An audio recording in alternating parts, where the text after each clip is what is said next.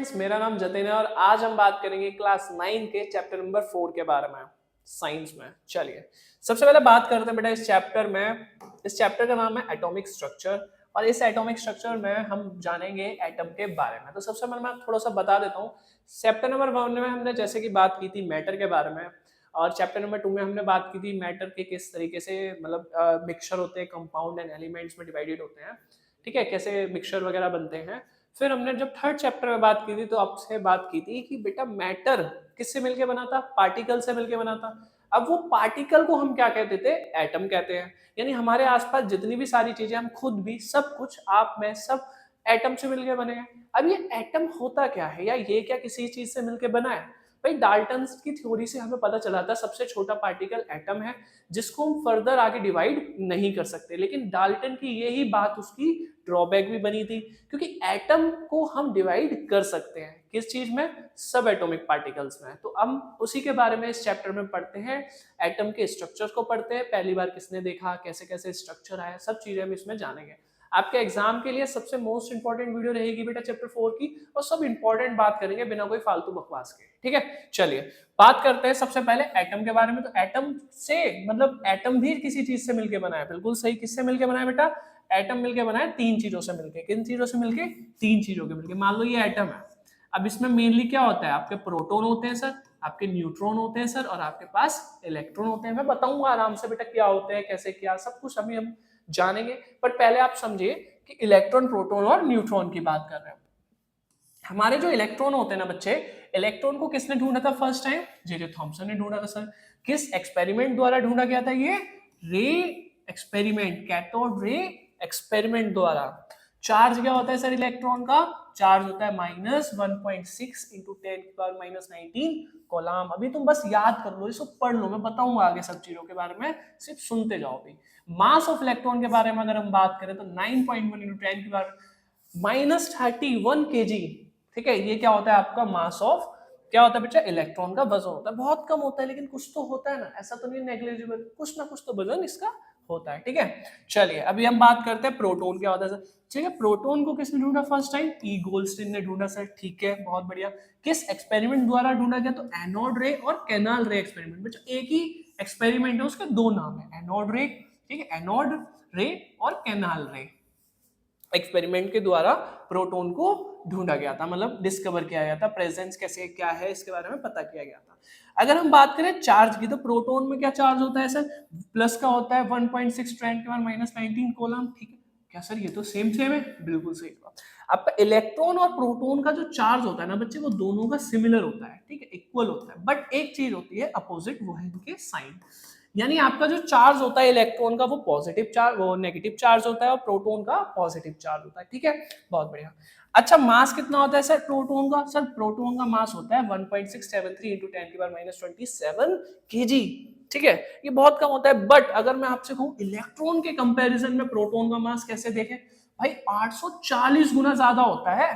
Electron का मास से proton का मास कितना ज्यादा होता है? 840 गुना ज्यादा होता है। कैसे सर?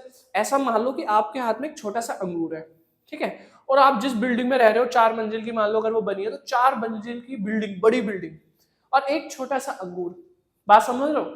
एक छोटा सा अंगूर एक इलेक्ट्रॉन के बराबर होगा और वो इतनी बड़ी बिल्डिंग एक प्रोटॉन के बराबर होगी। यानी प्रोटॉन से इलेक्ट्रॉन बहुत ज्यादा छोटा है। क्या है? प्रोटॉन से इलेक्ट्रॉन बहुत ही ज्यादा छोटा है, बहुत मिनिमल है।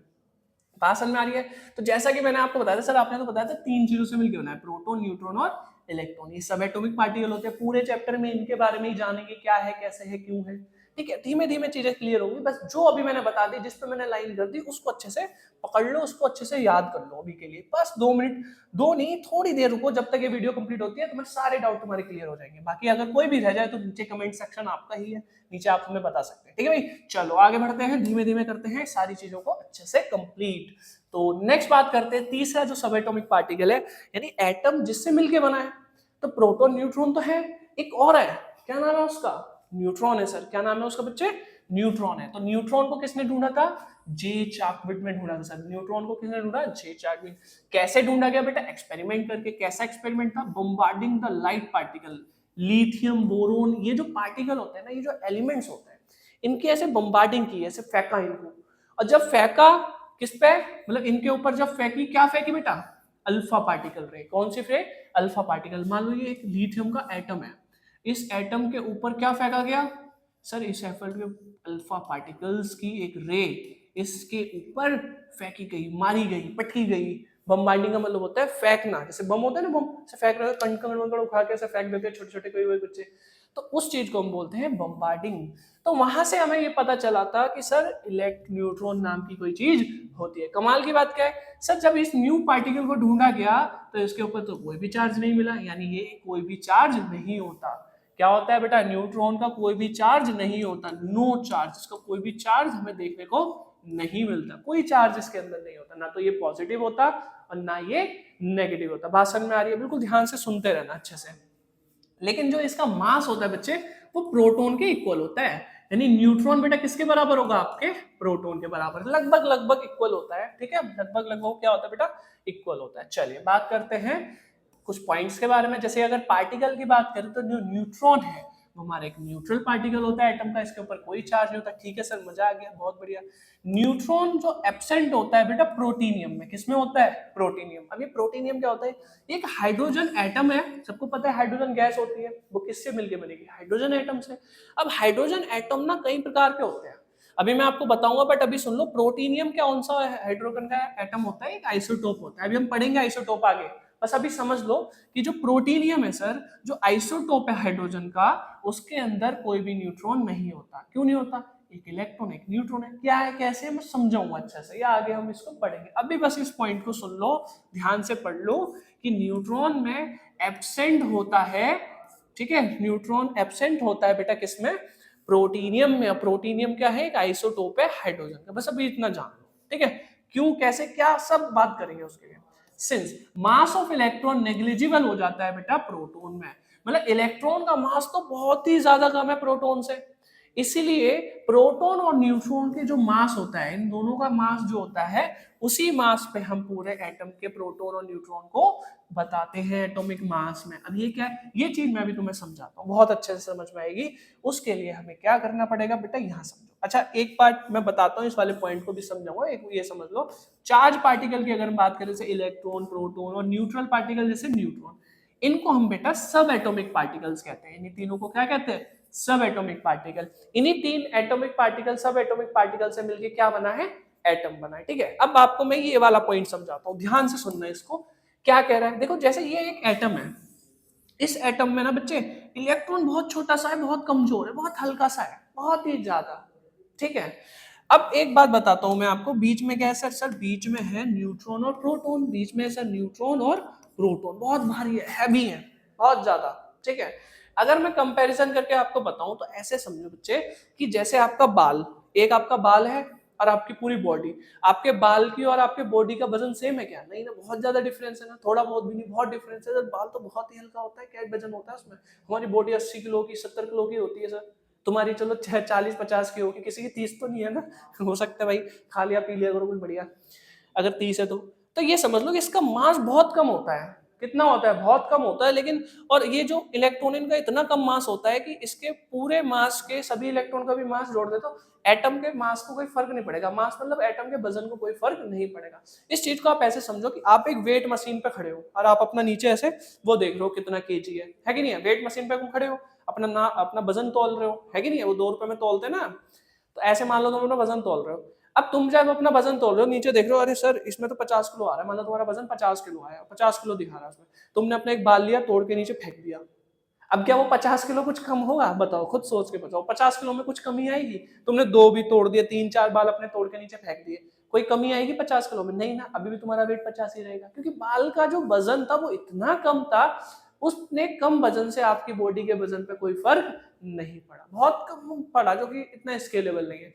तो हम क्या करते हैं बेटा, सेम थिंग, जो एटम का वजन है, मान लो एटम को हम तौल रहे हैं, मान लो ये एटम है, इसको हम तौल रहे हैं, इसके अंदर के जितने भी इलेक्ट्रॉन है वो इतने कम वेट के है कि पूरे एटम का जो मास आएगा ना, वो सिर्फ इस पर निर्भर करेगा कि उसमें कितने नंबर ऑफ प्रोटॉन और न्यूट्रॉन है, उनका कितना मास है, ठीक है। बात समझ लो, उनका जितना मास होगा, मतलब न्यूट्रॉन और प्रोटॉन का जितना वजन होगा, केवल उतना ही वजन पूरे के पूरे एटम का भी होगा। इलेक्ट्रॉन को गिना नहीं जाएगा, क्यों नहीं गिना जाएगा सर, उनका मास क्योंकि बहुत ज्यादा कम है। कितना है, बहुत ज्यादा कम है। बात समझ में आ रही है? चलो मजा ही आ गया अगर ये समझ में आ गई।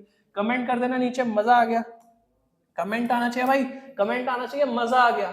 ठीक है भाई, आगे एटॉमिक मॉडल्स की बात करेंगे तो 3 एटॉमिक मॉडल कर लो बेटा, वैसे तो 4 है बट हमें बेटा 2 ही पढ़ने इंपॉर्टेंट, और थोड़ा सा इसको पढ़ेंगे बस, थोड़ा सा उतू सा। ठीक है, सुनो, थॉमसन मॉडल्स की अगर हम बात करें, थॉमसन एटॉमिक मॉडल की और रदरफोर्ड इन्हें हमें अच्छे से पढ़ना है, और थोड़ी सी बात करेंगे बोर एटॉमिक मॉडल, और यह है क्वांटम मैकेनिकल मॉडल, जो आज के मॉडल है, जो बिल्कुल करंट टाइम में जो एटॉमिक मॉडल है वो। अभी एटॉमिक मॉडल क्या होता है सर? कुछ नहीं बेटा, स्ट्रक्चर होता है।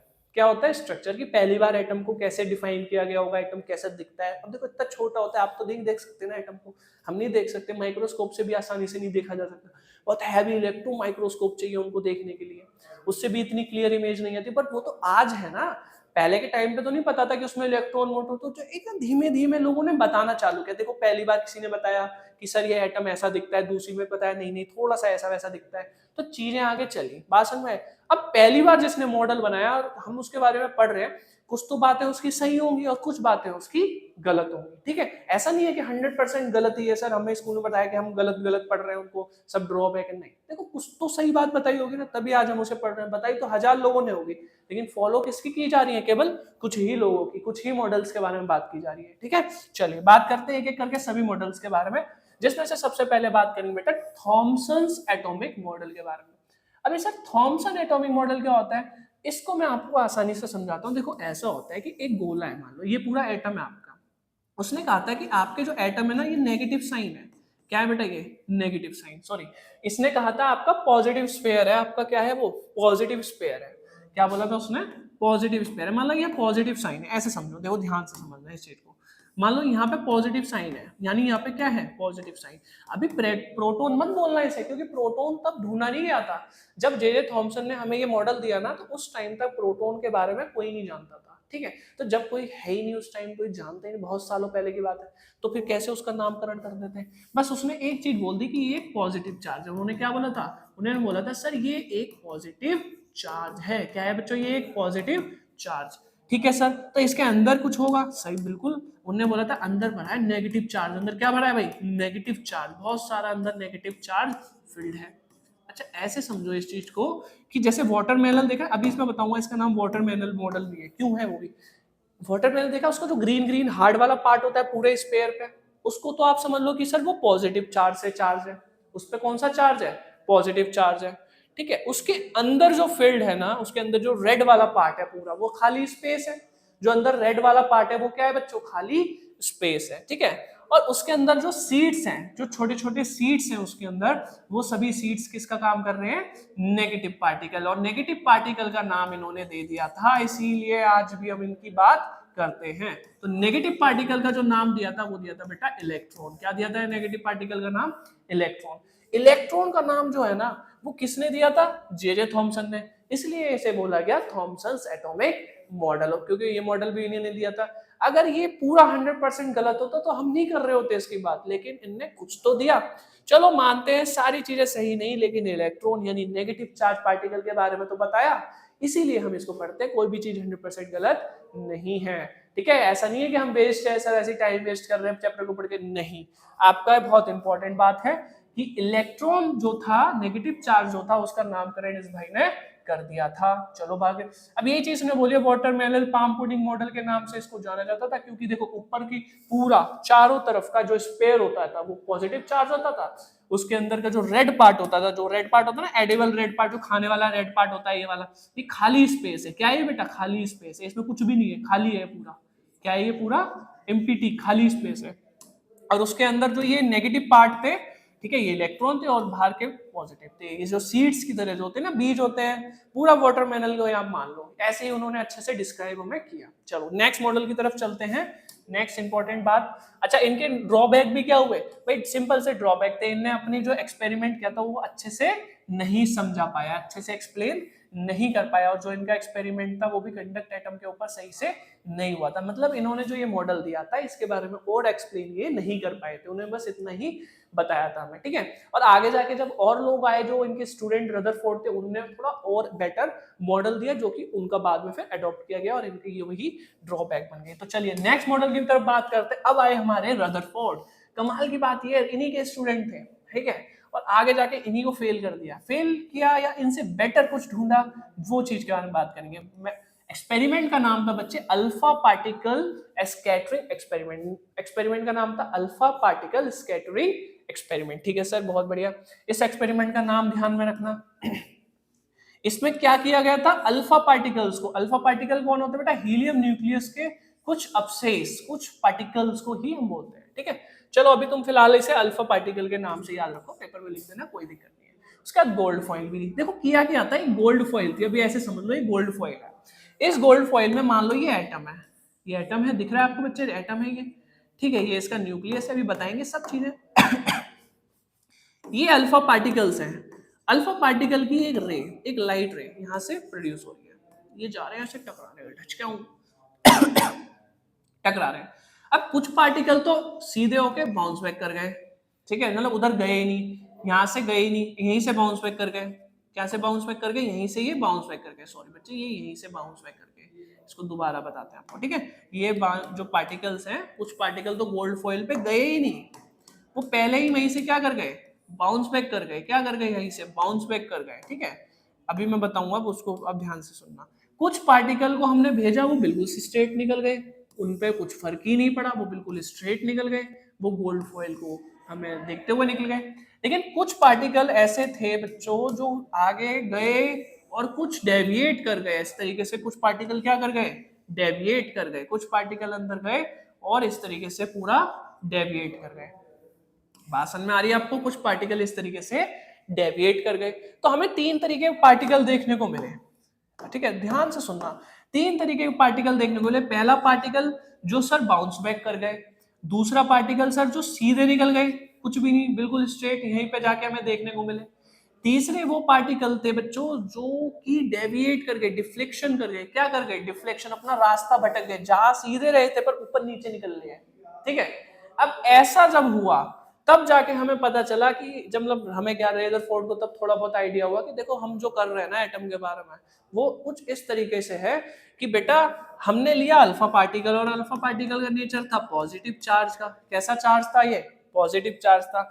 अब उन्होंने बताया कि देखो जो आपका प्रोटॉन है वो भी तो पॉजिटिव चार्ज है ना, और जब कोई पॉजिटिव चार्ज से पॉजिटिव चार्ज चीज लगेगी तो वो तो रिपेल करेगी, पॉजिटिव चार्ज आ रहा है, पॉजिटिव चार्ज, बचपन में मैग्नेट था ना, एक पॉजिटिव तरफ रखते थे, एक और पॉजिटिव, दोनों सेम होते थे, तो वो क्या करेंगे, रिपेल करेंगे, जैसे उसके पास ले जाओगे तुरंत दूर भागेगा, जैसे पास ले जाओगे दूर भागेगा तुरंत। तो सेम वही चीज हो रही थी, जैसे वो उसके पास जा रहा था वो उससे तुरंत ही दूर भाग रहा था, टकरा के उसके पास से दूर भाग रहा था, ठीक है सर, बहुत ही मजा आ गया। अच्छा कुछ पार्टिकल तो बिल्कुल ही स्ट्रेट निकल गए, ये ना तो बेचारा उधर गया नहीं उधर, क्योंकि ये खाली था, एम्प्टी स्पेस था, ये कौन सा स्पेस था, एम्प्टी स्पेस था, खाली स्पेस था, ठीक है, यहाँ कुछ था ही नहीं। अब जब कुछ होगा ही नहीं तो भाई पार्टिकल सीधा ही जाएगा, और यहाँ था बीच में, लेकिन दिक्कत पता है क्या, इनने 12,000 पार्टिकल्स को भेजा था, कितने पार्टिकल, 12,000, इस 12,000 में से एक पार्टिकल तो वापिस आ रहा था, एक पार्टिकल वापिस आया, ठीक है।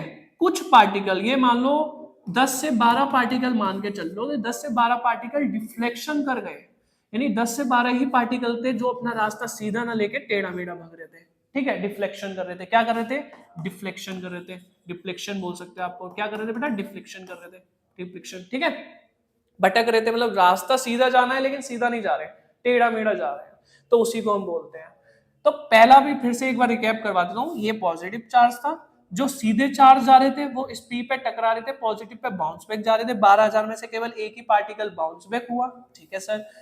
कुछ पार्टिकल जो थे वो कैसे हो रहे थे, डेविएट कर रहे थे आगे पीछे ऊपर नीचे, ठीक है, भटक रहे थे, और बहुत सारे पार्टिकल, लगभग ऑलमोस्ट सारे पार्टिकल, कुछ इनको छोड़ के क्या जा रहे थे, उनमें कोई चेंज हमें देखने को नहीं मिल रहा था, वो एकदम स्ट्रेट जा रहे थे, यानी बहुत सारा एटम क्या था, खाली था। इससे तीन चीजें उन्होंने हमें बताई, पहली तो देखो मैक्सिमम जो बीच का पार्ट है, जो सेंटर का पार्ट है, कौन सा पार्ट है, जो सेंटर का, उस पर भाई कोई पॉजिटिव चार्ज है, उस पर क्या है, कोई पॉजिटिव चार्ज, उसी पॉजिटिव चार्ज को हमने बाद में क्या नाम दिया, प्रोटॉन दिया, क्या नाम दिया, प्रोटॉन, ठीक है। और उसी प्रोटॉन को हमने बोला वो कहां पे बेटा, न्यूक्लियस में, कहां पे, वो न्यूक्लियस में, बात समझ में आ रही है, उसी प्रोटॉन को हमने नाम दिया कि वो प्रोटॉन कहां पे बेटा, न्यूक्लियस में। अब सुनना ध्यान से, ठीक है सर, वो न्यूक्लियस में है। तो यानी ये सेंटर है ना बेटा, ये न्यूक्लियस है। इसको नाम दिया रदरफोर्ड ने कि जो आपका सेंटर है उसमें न्यूक्लियस है, और न्यूक्लियस के अंदर आपका प्रोटॉन यानी पॉजिटिव चार्ज पार्टिकल है। बात समझ में आ रही है? तो न्यूक्लियस है बीच में सेंटर में, और उसी में क्या है आपका प्रोटॉन है, पॉजिटिव चार्ज पार्टिकल है। तो इसीलिए ऐसा हो रहा था कि केवल एक ही पार्टिकल आपका आ रहा था, और बहुत सारे पार्टिकल, ज्यादातर पार्टिकल क्या थे, सीधे जा रहे थे। ठीक है, इनमें कोई मतलब फर्क नहीं पड़ रहा था, नो बाउंस, नो डिफ्लेक्शन, कुछ नहीं। इन्होंने बताया एम्प्टी स्पेस है, खाली ज्यादातर क्या स्पेस है बेटा, एम्प्टी स्पेस है। ठीक है, खाली है, ज्यादातर का हिस्सा क्या है, खाली। दूसरी चीज ने पता चली कि देखो, अब ये क्योंकि पॉजिटिव चार्ज था और यहाँ इलेक्ट्रॉन नेगेटिव चार्ज थे, तो आप खुद सोचो, जब कोई नेगेटिव चार्ज होगा और ये पॉजिटिव चार्ज होगा तो इसको अपनी तरफ अट्रैक्ट करना चाहेगा। तो मान लो ये सीधे जा रहे थे तो ये अट्रैक्ट करेगा, इधर जाएगा, इधर जा रहे थे तो ये थोड़ा सा इसको अपनी तरफ अट्रैक्ट करेगा। तो चिपका तो नहीं, लेकिन हाँ उसका रास्ता तो बदल गया ना। मान लो कोई स्कूटी पे जा रहा है लड़का, ठीक है, या लड़की, उसको कोई अपना अपोजिट जेंडर, कोई लड़का कोई लड़की को बाहर दिख गया, अब वो जा रहा सीधा होगा, थोड़ा सी नजर भटकी इधर की तरफ, लो इधर निकल गया। ठीक है, जा रहा सीधा था, थोड़ी सी नजर भटकी, अब ऐसा थोड़ी उसमें ठोक देगा, उसमें नहीं ठोक रहा, लेकिन समझ सकते हो ना मैं कहना क्या चाहता हूँ, देखते देखते देखते अपना रास्ता तो थोड़ा भटकेगा ना, थोड़ा रास्ता तो भटकेगा ना वो अपना, उसको देखते देखते के चक्कर में। वही हो रहा है कि पॉजिटिव और इलेक्ट्रॉन नेगेटिव, तो वो जाना तो सीधा चाहता था लेकिन थोड़ा सा अट्रैक्ट हो गया इधर की तरफ, क्योंकि पॉजिटिव को नेगेटिव अट्रैक्ट करता है। तो जैसे ही उसकी अट्रैक्शन हुई वो अपना रास्ता भटक गया। इसलिए कहते हैं बेटा रास्ता नहीं भटकना चाहिए, ठीक है, ध्यान देना चाहिए। कोई ना मिले तो ज्यादा बेटर है। देखो इनको कोई नहीं मिला, अपने सीधे रास्ते पहुंच गए ना, यहाँ पे इनका रास्ता भटक गया। चलो, जो मैंने आपको बात बताई वही बात बेटा यहाँ लिखी हुई है, एक बार पढ़ लेना। एटम का जो साइज होता है, ठीक है, वो न्यूक्लियस के साइज से 5000 गुना ज्यादा होता है, मतलब 10 की पावर 5 टाइम बड़ा होता है। मतलब तुम ऐसे समझो, एक छोटी सी कॉस्को की बॉल, एक छोटी सी बॉल 5 किलोमीटर रेडियस में रखी हुई है, मतलब तुम्हारा ग्राउंड है 5 किलोमीटर का, यहाँ पे छोटी सी बॉल रखी हुई है, छोटी सी बॉल, इससे यहाँ तक की दूरी 5 किलोमीटर है। ऐसा एक ग्राउंड है, इतना बड़ा ग्राउंड, इतना ज्यादा पूरा खाली स्पेस, समझ लो, बीच में छोटा सा न्यूक्लियस और इतना सारा हिस्सा एम्प्टी, खाली, कुछ है ही नहीं इसमें। सोचो, एक अंदाजा लगाओ इसे, कितना उसमें फर्क पड़ेगा। बात समझ में आ रही है? चलो बहुत बढ़िया। इसके बाद बात करते हैं हम next, based on Rutherford experiment. कुछ चीजें उन्होंने बताई कि देखो न्यूक्लियस होता है, मेन बात इन्होंने ये बताई, इसलिए आज हम इनके बारे में पढ़ रहे हैं। ठीक है, प्रोटॉन और न्यूट्रॉन के बारे में बताया इन्होंने कि भाई न्यूक्लियस के अंदर क्या होता है सर, प्रोटॉन होता है, न्यूट्रॉन होता है। इलेक्ट्रॉन रिवोल्यूशन के बारे में बताया, इलेक्ट्रॉन राउंड के बारे में बताया, न्यूक्लियस के बारे में बताया। ठीक है, एक बार इसको रीडअप कर लेना, इसी चीज के बारे में इस चीज को बताया गया है। बात समझ में आ रही है? चलो एक बार इसको देख लो, एक बार इसको रीड कर लो जल्दी से। ठीक है भाई, चलिए बच्चों, हो गया, पढ़ लिया बच्चे, बहुत बढ़िया। आगे बढ़ते हैं हमारे नेक्स्ट टॉपिक के तरफ। देखो कुछ ड्रॉबैक भी है, कुछ कमियां भी रह गई इनके मॉडल में। काफी अच्छा मॉडल था, इन्हें इलेक्ट्रॉन प्रोटॉन सब चीजों के बारे में बताया, बट इन्होंने ये नहीं बताया कि अनएक्सप्लेन्ड रह गए। किस चीज के मामले में अनएक्सप्लेन्ड रह गए? कि तुमने ये बताया कि भाई यहाँ पे इलेक्ट्रॉन, इन्होंने पता है क्या बताया, इन्होंने बोला कि भाई ये है, इसमें प्रोटॉन और न्यूट्रॉन है आपके सेंटर में, और सेंटर के नाम को न्यूक्लियस दे दिया। इलेक्ट्रॉन ऐसे चक्कर काट रहा है, चारों तरफ क्या है, इलेक्ट्रॉन। ठीक है, यहाँ पे इलेक्ट्रॉन्स हैं, बाउंड्री पे क्या है, इलेक्ट्रॉन। ये चीज उन्होंने बताई थी, लेकिन ये नहीं बताया था इलेक्ट्रॉन कैसे घूम रहे हैं, कितनी दूर, कैसे क्या है, ये बहुत सारी चीजें अनएक्सप्लेन्ड रह गई हैं। ठीक है, इलेक्ट्रॉन की रिवोल्यूशन, एनर्जी कैसे लॉस होती है, ऐसे घूम रहे तो कभी ना कभी तो एनर्जी खत्म होगी ना, तो वो चीज इन्हें बताई नहीं। जब ये बताई नहीं तो चीजें नहीं सेटल हुई और इनका मॉडल थोड़ा सा डगमगा गया, यानी फेल हो गया। नेक्स्ट अगर हम बात करते हैं बोर एटॉमिक मॉडल की, क्योंकि फिर भाई इनके स्टूडेंट आए बोर साहब, इन्होंने बताया, भाई जेन्युइनली बताऊं तो इन्होंने काफी अच्छा मॉडल दिया, बहुत एडवांस और उनसे काफी गुना अच्छा। ऐसा है कि देखो, जब चीजें आगे बढ़ती हैं तो चीजें इंप्रूव ही होती हैं। ऐसा नहीं कह सकते हम पुराना वाला बेकार था, बट देखो आगे तो इंप्रूवमेंट होगी, वहां तक लाने का काम उन्होंने किया उतनी जानकारी में।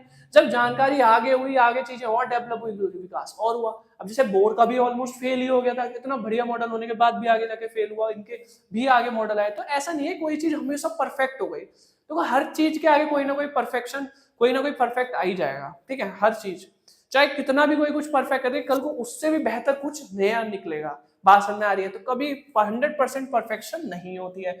लेकिन हम बात करते हैं फिलहाल मॉडल के बारे में। तो मॉडल ने जो चीज हमें बताया, इनके ड्रॉबैक को इन्होंने सॉल्व कर दिया मजेदार तरीकों से। क्या है? इन्होंने बोला देखो भाई, एक ऐसे स्पेशल ऑर्बिट्स होते हैं जिन्हें हम डिस्क्रीट ऑर्बिट्स कहते हैं इलेक्ट्रॉन की। यहाँ इनको अलाउ होता है एटम में आराम से आओ, और इलेक्ट्रॉन क्या कर सकती है, इन ऑर्बिट में इलेक्ट्रॉन्स आराम से मूव कर सकते हैं, घूम सकते हैं, चक्कर काटो, कुछ भी करो। ये प्रोटॉन था और न्यूट्रॉन, इसमें भाई भाई दोनों साथ में रहते हैं, ठीक है, न्यूक्लियस के अंदर। अच्छा, साइड में कौन घूम रहे हैं? इलेक्ट्रॉन घूम रहे हैं। उस इलेक्ट्रॉन जो घूम रहे हैं उस ऑर्बिट का नाम है डिस्क्रिएट ऑर्बिट, ठीक है। दूसरी बात कही, revolving discrete orbit electron do not radiate energy. Radiate energy का मतलब है कि जब इलेक्ट्रॉन इस चक्कर, ऐसे चक्कर काटेंगे ना, इसमें गोल गोल घूमेंगे, तो ये कोई एनर्जी को रेडिएट नहीं करेंगे, इनमें से कोई एनर्जी नहीं निकलेगी, कोई एनर्जी लॉस नहीं होता इनमें। मतलब ऐसा नहीं है कि हीट निकल रही है, एनर्जी निकल रही है तो इनकी ताकत कम हो गई, जैसे तुम काम करते करते तुम्हारी शक्ति कम हो जाती है, लिखते लिखते हाथ दर्द करने लगता है, ऐसा नहीं है कि ये ऐसा ऐसा घूमते रहेंगे तो इनकी एनर्जी कम हो जाएगी, ऐसा नहीं होता। क्यों नहीं होता मैं बताऊंगा अभी आगे। एनर्जी इमिटेड एंड एब्जॉर्ब, ये क्या करते हैं? ये एनर्जी इमिटेड तो करते हैं, मतलब एनर्जी लेते तो हैं, ठीक है, और एब्जॉर्ब भी करते हैं, मतलब एनर्जी एब्जॉर्ब भी करते हैं, इमिटेड लेते हैं, लेकिन जो इनकी नेट एनर्जी होती है वो कभी भी उस पर कोई फर्क नहीं पड़ता, इनकी खुद की एनर्जी पे कोई फर्क नहीं पड़ता। है move from one orbit to another, और एक ऑर्बिट से दूसरे ऑर्बिट में मूव करते हैं। ये चीज मैं अभी आपको समझाता हूँ बहुत अच्छे तरीके से, देखो ध्यान से, ठीक है। इसको मैं अभी 1 मिनट दो मुझको, ठीक है, कोई खाली पेज ढूंढना पड़ेगा हमको और हम आपको बता देंगे। तो कहाँ पे बताएं आपको? यहीं पे बता दें। चलो सुनो ध्यान से, पहले हम ये जान लेते हैं, एक दो चीजें और जान लेते हैं, फिर उसके बाद भी उसकी बात करेंगे, ठीक है। चलो तो अभी हमने बात क्या करनी थी बेटे? अभी हमें बात करनी है बोर एटॉमिक मॉडल के आगे की कहानी, और आगे की कहानी हम यहाँ पे थोड़ा जानते हैं। चलो ये पेज थोड़ा खाली मिल गया, इसको इस्तेमाल करते हैं। देखो ध्यान से, बिल्कुल सुनना अच्छे से, ये कहानी बहुत जरूरी है, मजा ही आ जाएगा समझ गए तो। एक ऑर्बिट है बच्चों, दो ऑर्बिट है, तीसरा ऑर्बिट है, ये न्यूक्लियस मान लो, इसमें प्रोटॉन और न्यूट्रॉन साथ में भाई भाई दोनों रह रहे हैं, इसमें क्या है, न्यूट्रॉन और प्रोटॉन साथ में रह रहे हैं, ठीक है। इसको थोड़ा और अच्छा बना देते हैं, गंदा समझ गए। तो आपका ये न्यूट्रॉन है, इसमें प्रोटॉन प्लस न्यूट्रॉन दोनों भाई आराम से रह रहे हैं, इसमें न्यूट्रॉन है, इनके चक्कर जो काट रहे हैं ना ये इलेक्ट्रॉन है, यहाँ पे क्या है बच्चे? इलेक्ट्रॉन है, यहाँ पे इलेक्ट्रॉन है सर, यहाँ पे भी इलेक्ट्रॉन है सर, ये भी electron electron electron electron electron electron electron electron electron, बहुत सारे इलेक्ट्रॉन, मजा ही आ गया रे, इलेक्ट्रॉन इलेक्ट्रॉन। लेकिन मैं बताऊँ ना, हमें इतनी जरूरत नहीं थी, मैं बना दिया। अभी मैं बताऊँगा हमें सीखना क्या है। मेन बात यह है कि हमें ये देखना है ये एनर्जी रेडिएंट एब्जॉर्ब क्या चीज़ है भाई। देखो देखो, जब भी आप, मैंने एक बात बताना सिंपल सी, जब भी आप किसी चीज़ को गर्म करते हो, कोई बर्तन कोई चीज़ को जलाते हो, तो थोड़ी देर के लिए गर्म हो जाता है ना, एनर्जी आ जाती है, लेकिन ठीक है आ जाती है, हाँ या ना बोल दो, आ जाती है ना, मजा ही आ गया। अब जैसे मैं इसको गर्म करूंगा तो थोड़ी देर के लिए गर्म हो जाएगा ना, चाहे कुछ भी बनाओ गर्म तो हो जाएगा ना थोड़ी देर के लिए हो जाएगा सर।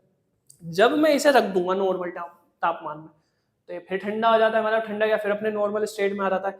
जब मैंने इसे गर्म किया था तो ये गर्म हो गया, और जब मैं इसे छोड़ दिया थोड़ी देर रख दिया तो अपने आप ही ठंडा हो गया। ऐसा कैसे हो रहा है? ऐसा इसलिए हो रहा है बच्चों क्योंकि जब हम एनर्जी देते हैं, जब हम एनर्जी देते हैं, इसको अभी हीट मान लो कि जब हम इसे किसी पार्टिकल को, किसी एटम को हीट देते हैं, तो हीट लेने के बाद इसके जो इलेक्ट्रॉन होते हैं ना बौखला जाते हैं, इनकी ये अपनी औकात भूल जाते हैं। सही बात बताऊं तो ये अपनी औकात भूल जाते हैं, बौखला जाते हैं। ये अपने घर को छोड़ के अपने आगे के घर को, यानी अपना ऑर्बिट छोड़ के अपने आगे के ऑर्बिट पे जाने की कोशिश करते हैं। ये भाई है इस ऑर्बिट में ना खुश था, नहीं, जैसी एनर्जी मिल रही है अपना ऑर्बिट छोड़ेगा, दूसरे ऑर्बिट में चले जाएगा। मान लो ये ऑर्बिट नंबर 1 था, ये ऑर्बिट नंबर 2 था, ये ऑर्बिट नंबर 3, ये 4 है, तो 3 वाला क्या करेगा? 4 में आ जाएगा। 1 वाला क्या करेगा? 2 में आ जाएगा। और ज्यादा एनर्जी दोगे तो 1 वाला फिर क्या करेगा? 3 में आ जाएगा। और ज्यादा एनर्जी दोगे तो 1 वाला क्या आ जाएगा? 4 में आ जाएगा। ये इलेक्ट्रॉन अपना ऑर्बिट छोड़ के क्या करते हैं? दूसरे ऑर्बिट में आगे शिफ्ट होने लग जाते हैं, दूसरे ऑर्बिट में शिफ्ट होने लग जाते हैं। जैसे हम इन्हें एनर्जी देते हैं, ये उस एनर्जी को एब्सॉर्ब कर लेते हैं और अपने ऑर्बिट को छोड़ के आगे वाले, आगे और ऊंचाई पे, ठीक है, और ज्यादा एनर्जी लेवल पे चले जाते हैं चले गए वो अपने ऑर्बिट में।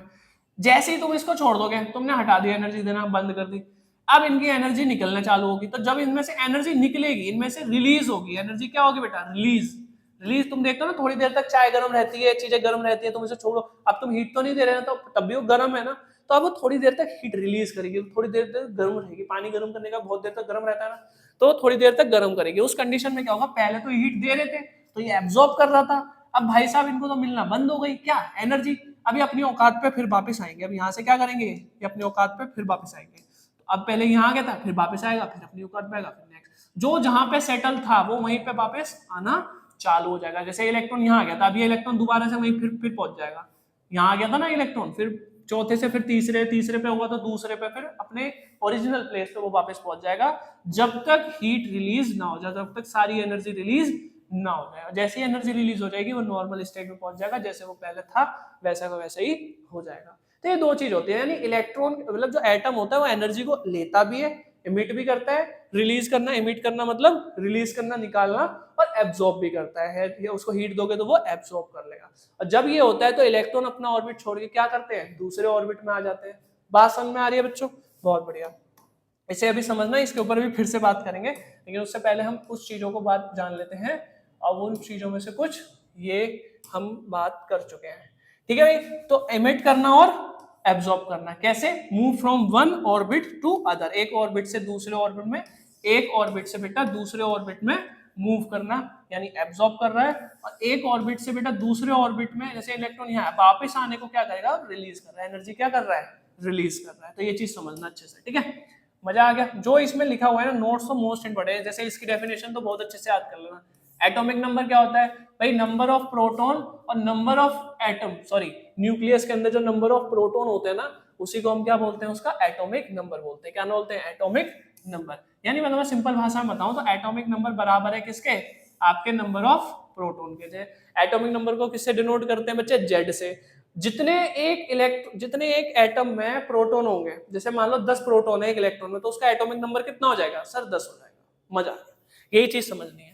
अगर इलेक्ट्रॉन कितने हैं उसके, प्रोटॉन कितने हैं उसके, 5 है, तो एटॉमिक नंबर कितना हो जाएगा सर, 5 हो जाएगा। ठीक है भाई।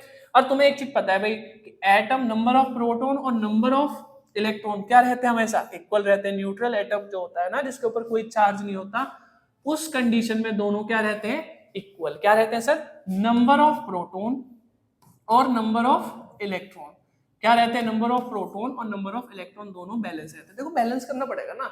आप सोचो आपके पास 10 पॉजिटिव और 5 नेगेटिव है, वो सॉरी 10 पॉजिटिव और 10 ही नेगेटिव है, तो एटम क्या हो जाएगा, बैलेंस हो जाएगा। पर सोचो 10 पॉजिटिव है और 9 नेगेटिव है, तो भाई ये तो पॉजिटिव हो गया ना, इलेक्ट्रॉन हमारा जो एलिमेंट हो जाएगा पॉजिटिव हो जाएगा, चार्ज हो जाएगा। लेकिन हम क्या बात कर रहे हैं कि अगर वो न्यूट्रल एटम है, अगर उसके ऊपर कोई भी चार्ज नहीं है, जैसे ये हाइड्रोजन है, अब इसके ऊपर कोई चार्ज नहीं है, मतलब क्या है कि इसके ऊपर जब कोई चार्ज नहीं होगा तो ये न्यूट्रल एटम है, ठीक है। इसके ऊपर जितने इलेक्ट्रॉन होंगे उतने इलेक्ट्रॉन नंबर ऑफ प्रोटॉन दोनों सेम होंगे, ठीक है। अभी के लिए समझ लो से प्रोटॉन और इलेक्ट्रॉन सर क्या रहेंगे, सेम रहेंगे, किसके अंदर, न्यूट्रल एटम के अंदर। मास क्या होता है सर, मास नंबर होता है किसी भी एटम का वजन, भार, एटम का वजन, जितना एटम का इसमें वजन होगा, ठीक है, उतना, मतलब कितना वजन है एक एटम में, उसी चीज को हम बोलते हैं। डिनोट किससे करते हैं, ऐसे ए से करते हैं सर। ए क्या होता है, नंबर ऑफ प्रोटॉन और नंबर ऑफ न्यूट्रॉन को जोड़ के बनाते हैं। इसको याद रखना, इंपॉर्टेंट है बेटा ये, ठीक है। इसी से पूछा जाएगा मास नंबर। एग्जांपल के लिए मैं तुम्हें बताता हूँ, सोडियम की बात करते हैं, इसको सोडियम कहते हैं, ठीक है, सिंबल होता है सोडियम का। सर हमने सोडियम ले लिया, अब आपको पता है सोडियम में मैं बोलता हूँ सर प्रोटॉन कितने होते हैं सोडियम में, सोडियम में जो प्रोटॉन होते हैं वो होते हैं 11, इलेक्ट्रॉन कितने होते हैं सर, वो भी 11 ही होते हैं, क्योंकि दोनों बराबर ही होंगे, न्यूट्रल एटम है। लेकिन अगर बोलो न्यूट्रॉन कितने होते हैं सर, तो न्यूट्रॉन बेटा उसमें होते हैं 12, न्यूट्रॉन कितने होते हैं 12। अब मुझे मास नंबर निकालना है, तो मास नंबर किसके बराबर होता है, प्रोटॉन और न्यूट्रॉन, अभी हमने बात की। मास नंबर अगर आपको निकालना है तो वो बराबर होता है नंबर ऑफ प्रोटॉन और नंबर ऑफ न्यूट्रॉन, कितने नंबर ऑफ प्रोटॉन है और कितने नंबर ऑफ न्यूट्रॉन है, अगर आप इन दोनों को जोड़ दोगे तो बेटा क्या निकल जाएगा, मास नंबर। और मास नंबर निकलने के बाद तो कितना आएगा आपका 23। इसलिए आपने देखा है जो एटॉमिक मास होता है या मास नंबर जो होता है किसका बेटा, सोडियम का, वो कितना होता है 23 होता है सर, कितना होता है 23। तो मास नंबर क्या होता है, number of proton plus number of neutron, ठीक है।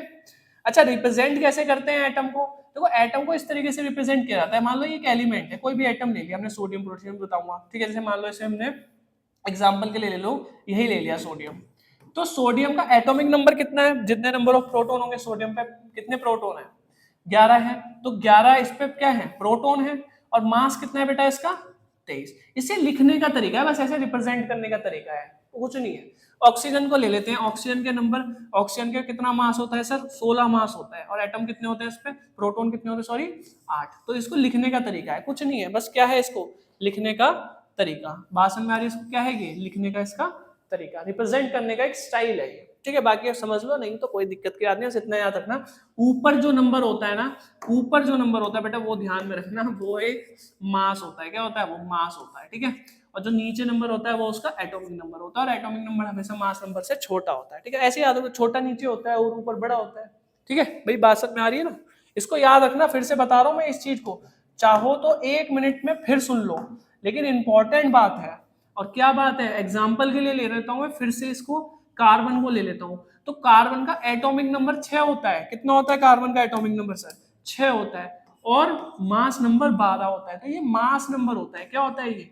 Mass number. मास नंबर मतलब एटॉमिक मास, मतलब इसका वजन। और ये इसका एटॉमिक नंबर होता है। क्या होता है इसका? Atomic number. एटॉमिक नंबर किसके बराबर होता है? नंबर ऑफ प्रोटॉन के। किसके बराबर होता है? नंबर ऑफ प्रोटॉन के। तो 6 प्रोटॉन है इसमें। और नंबर ऑफ प्रोटॉन किसके बराबर होते हैं? नंबर ऑफ इलेक्ट्रॉन के। किसके बराबर होते हैं? नंबर ऑफ इलेक्ट्रॉन के। तो इलेक्ट्रॉन भी कितने हैं इसमें? मान लो अगर मैं तुम्हें ऐसे बताऊं, इलेक्ट्रॉन भी 6 हैं और प्रोटॉन भी 6 हैं सर, पर मास नंबर कितने हैं इसमें? 6। बात सर, मान लो तुम्हें ऐसा न्यूट्रॉन निकालना है, तो न्यूट्रॉन निकालने के लिए क्या करोगे? Mass number is equal to number of proton और मतलब न्यूट्रॉन और प्रोटॉन। भाई मास नंबर कितने हैं सर? 12 है। न्यूट्रॉन कितने हैं सर? न्यूट्रॉन पता नहीं, वो तो निकालने हैं हमें, है। पी कितना, मतलब प्रोटॉन कितने हैं सर? 6। 6 इधर ले जाओ, माइनस न्यूट्रॉन कितना निकल गया बेटा? 6। तो न्यूट्रॉन कितने हमारे? 6। जैसे कि तुम्हें पता है न्यूट्रॉन कितने हमारे? 6। भाई किसी किसी में अलग होते हैं, किसी में सिमिलर भी होते हैं। तो जैसे इसमें कार्बन में सिमिलर, तो 6 न्यूट्रॉन इसमें हमारे निकल गए। मजा आ गया सर, बहुत बढ़िया तरीके से हमें समझ में आ गया। आया कि नहीं आया? बता देना बेटा नीचे कमेंट में, बाकी मजा आ जाएगा। देखो समझ में तो आना चाहिए हर चीज, ठीक है। कोई दिक्कत परेशानी हो तो 5 मिनट फिर से रिकैप करके देख लिया करो, कोई दिक्कत नहीं है।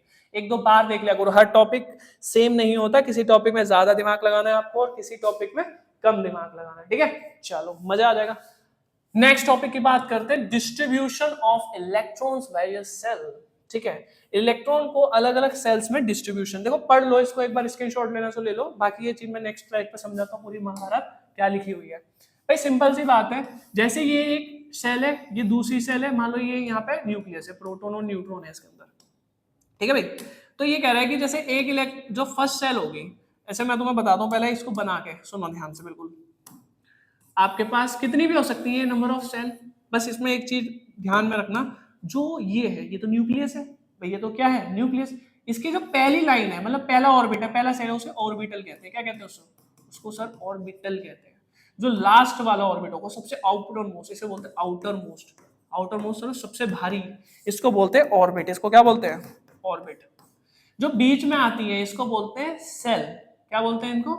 सेल, ठीक है। या इनको कई बार सब सेल भी बोल देते हैं, वो मैं थोड़ा सा कॉन्सेप्ट अलग है, बट अभी तुम्हारे लिए सेम ही मान लो। इन्हीं को बोलते हैं सेल्स और सब सेल। ये कितनी भी हो सकती हैं, जो बीच में आती है वो सेल्स और सब सेल्स होती हैं। अब मैं तुम्हें एक चीज समझा रहा हूँ इसमें, एक ध्यान से सुनना, हो सके तो इसकी स्क्रीनशॉट ले लो, समझ लो। मैं इसको हटाऊंगा क्योंकि थोड़ी देर में, तो समझ में आना। इसका जो पहला होता है ना बेटा, उसका नाम दे दिया हमने के। वैसे अगर हम इसे नंबर्स में दे तो n1 बोलेंगे, इसको इसको n2 बोलेंगे सर, इसको n3 बोलेंगे, इसको n4 बोलेंगे। लेकिन अगर मैं इसके स्पेशल नेम दूं, तो देखो पहली सेल को k बोल देते हैं, दूसरी को l बोल देते हैं, इसको m बोल देते हैं, इसको n बोल देते हैं, यानी KLMN, ठीक है। ये इनकी सेल्स होती है, हम इन्हें सेल्स भी बोल सकते हैं, इसको भी सेल बोल सकते हैं, इसको भी, कोई दिक्कत नहीं है बोलने के लिए, हम इनको भी सेल्स बोल सकते हैं। अब मैं कहूंगी ये सेल्स है, देखो इसमें जगह है जिसमें इलेक्ट्रॉन घूमेंगे। हर सेल का साइज अलग है, उसकी कैपेसिटी अलग है, हर सेल में अलग अलग इलेक्ट्रॉन घूम सकते हैं। किसी सेल में 2 इलेक्ट्रॉन, किसी में 4, किसी में 10, किसी में 15। अब पता कैसे चलेगा? उसके लिए एक सिंपल सा रूल है, उसको समझ लेना। रूल है 2n का स्क्वायर।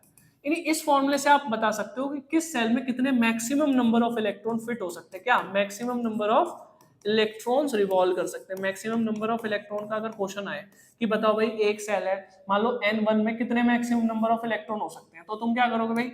ए n कितना है? 1 है, निकालोगे 1 आएगा, 2 कितना आ जाएगा? 2। देखो 1 का स्क्वायर तो 2 ही रहता है ना, 1 रहता है। 1 से 1 को 2 से मल्टीप्लाई करें, 2 इलेक्ट्रॉन, मतलब मैक्सिमम कितने इलेक्ट्रॉन इसमें आ सकते हैं बेटा? 2 इलेक्ट्रॉन। किसमें? n1 में। तो n1 में 2 इलेक्ट्रॉन रख दो, मैक्सिमम कितने आ सकते हैं सर? 2 ही आ सकते हैं इसमें। अच्छा देखते हैं नेक्स्ट में, 2n का स्क्वायर। अगर मैं बात करूं किसमें? m सेल में, l सेल में। l सेल में मैक्सिमम कितने इलेक्ट्रॉन आ सकते हैं सर? तो यहाँ पे क्या करोगे? 2 2 और 4, और ये कितना आएगा?